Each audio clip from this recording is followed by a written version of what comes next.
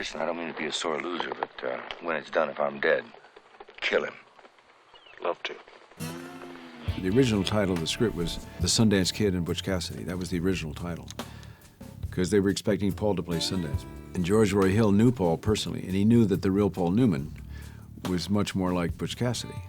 And I said, look, you know, I would be more interested in Sundance Kid. That would feel more comfortable to me. Studio didn't want me because they couldn't balance it out commercially. I wasn't the caliber that Paul was. Paul was a pretty big star at that time. I wasn't. And George fought for me, and then Paul did. And that's when I met Paul. And I would probably be indebted to him the rest of my life for that role, because he was the one that said, I'll do it with this guy. I'll do it with Redford. Then they changed the title to Butch Cassidy and the Sundance Kid, because he was going to play Butch Cassidy. Give me the money. Just hurry, will you? You got any more? Better give it all to me if you want to keep it. I ski a lot, and I was skiing going into the film. They had me want to sign a contract that I wouldn't ski.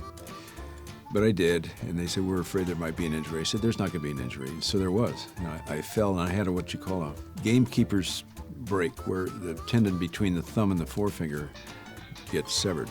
And so I was in a cast. I thought, geez, you know, and they were pretty upset. So I said, why don't we take the cast off while we're filming, but then my thumb is going to be stiff. We'll just make that a character trait and kind of use that as part of the character. He's got a busted thumb that never healed. So I tried to make that part of the character. She first said that Howard Hunt had taken out books on Senator Kennedy, and then she denied even knowing who he was. I was wondering if you'd like to comment on this confusion. I just felt that I was privileged to make that film at that time, and I felt the biggest chore that I had was to be absolutely true to the book, the story, and the two guys.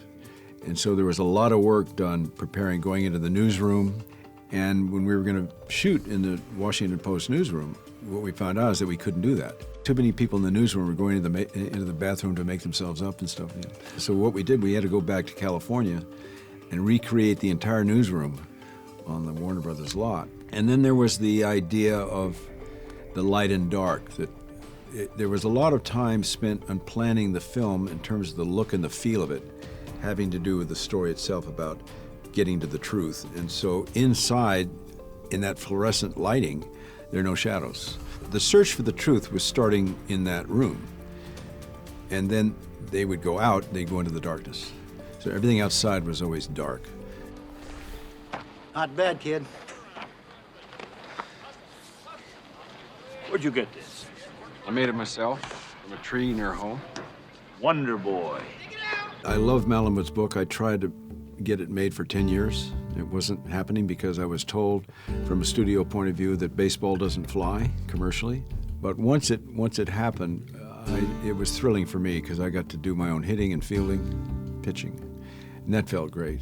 I loved playing baseball, and I loved the Boston Red Sox and Ted Williams, and I wanted to go in that direction if I could, but never could until this. And I thought, well, if you can make this film, even though you're probably going to disappoint a lot of Malamud fans because you can't have the guy strike out at the end, you know, you got to go the other way completely, you know. But I thought it might be a better film. It wouldn't be such a downer.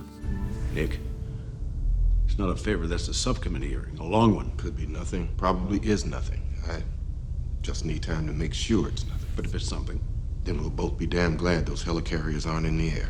Hooking into a current trend in movie making, which has a lot of special effects, a lot of green screen, very high tech. And the attractive thing for me in that film, aside from the character being a villain, which I wanted to play an interesting villain. It was also going to allow me to be part of a system where film was going. It was going towards more high technology, and I wanted to have that experience.